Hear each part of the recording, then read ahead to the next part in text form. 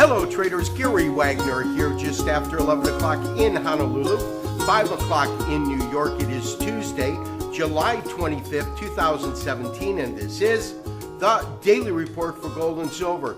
We absolutely have a round of profit taking occurring in the gold trading pits today, with gold trading off about $4 or $5, currently about $4.80, trading at $12.49.50.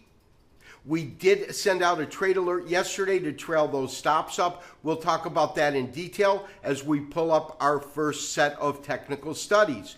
Silver bucking the trend in precious metals, closing nominally, fractionally higher to close at $16.49 on the day. And the dollar itself was in the green, but ever so slightly up about 0.1% at 93.93. So traders, as you know, yesterday I sent out a trade alert recommending that we tighten stops in both gold and silver. Although silver is trading higher today, gold is trading under pressure, currently trading just at about $1,250 per ounce. My recommendation was to move our stops up to reflect the weakness that I have seen recently in the market, and I wanted to express what it is that I'm looking at, and on a technical basis why I think we might see the market pull back a little bit. We're looking at a daily chart. On this daily chart, I've created a couple of different trend lines.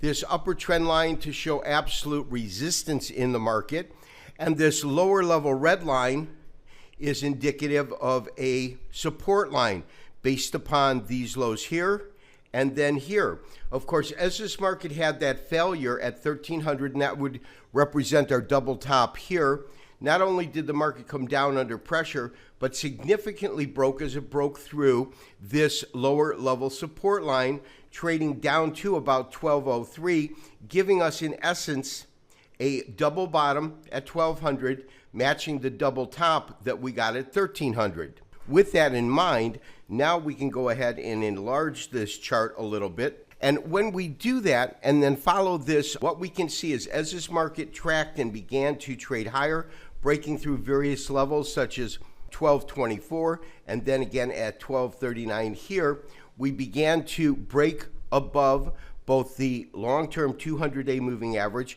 as well as the 50-day moving average right here. Now, as you can see, as this market came in, and this is today's activity here, yesterday's activity is this small star-like candle right in here, we can see that we definitively ran into resistance right in this area. So on a technical basis, that is what has conveyed some real weakness in the market. I do believe this is short-term weakness, but nonetheless, I want to be able to lock as much potential profit on our current trade as possible. And traders, that takes us to our next chart.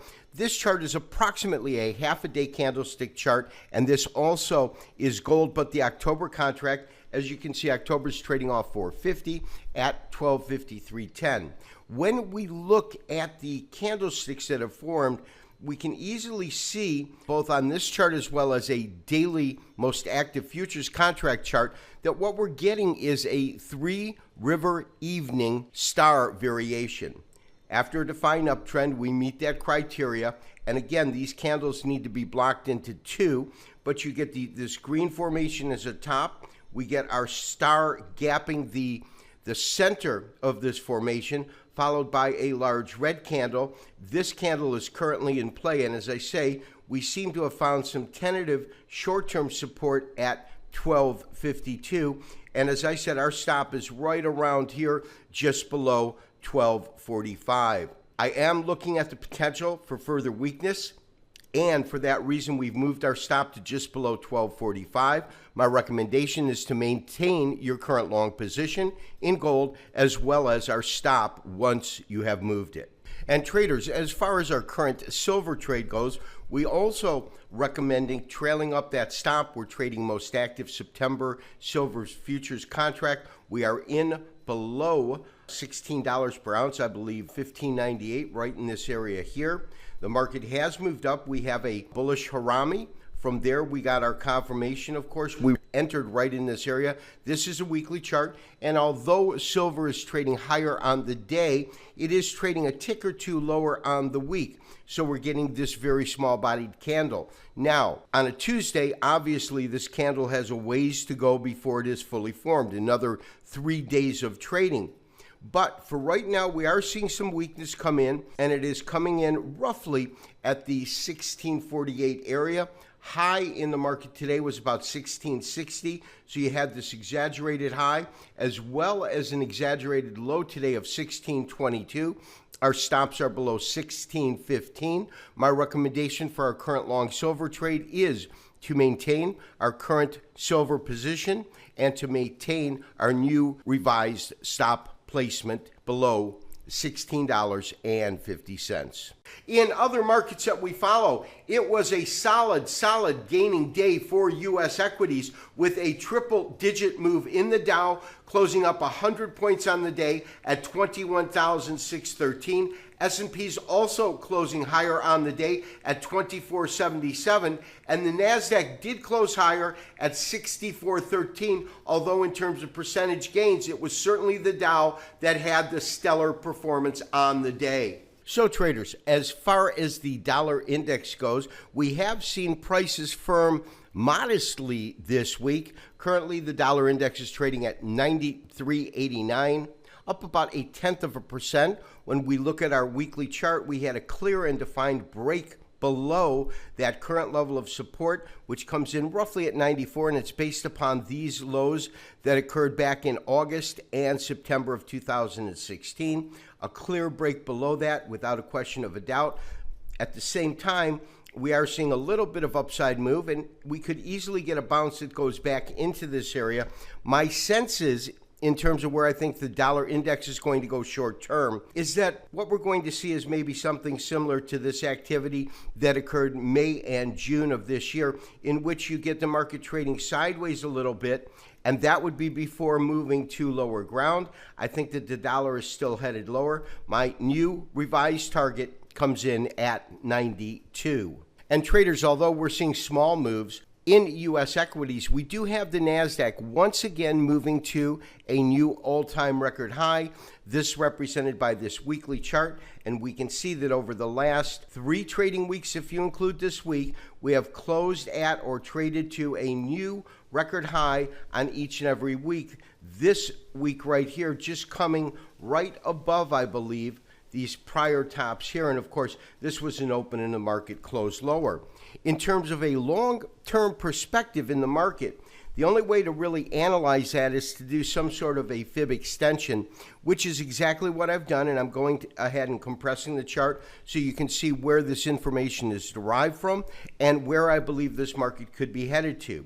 To do the extension, I started really at the beginning of 2009 when the market was trading at 1250, the NASDAQ Composite, up to this first extremely long wave, taking it after this very shallow correction, and then plotting an extension from there, looking at this as a primary wave.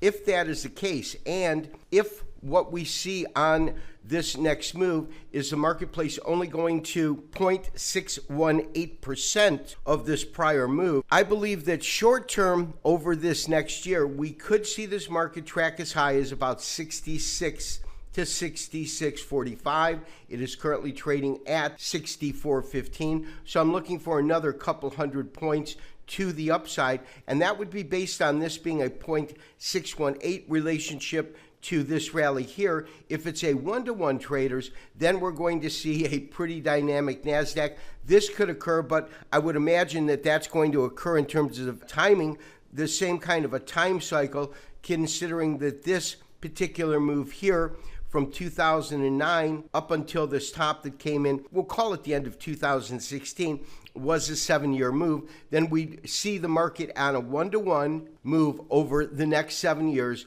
to 81.50. But as I said, short term is the target we're looking at right now, and that's over this next year and a half, coming in at 66.45 on the NASDAQ Composite.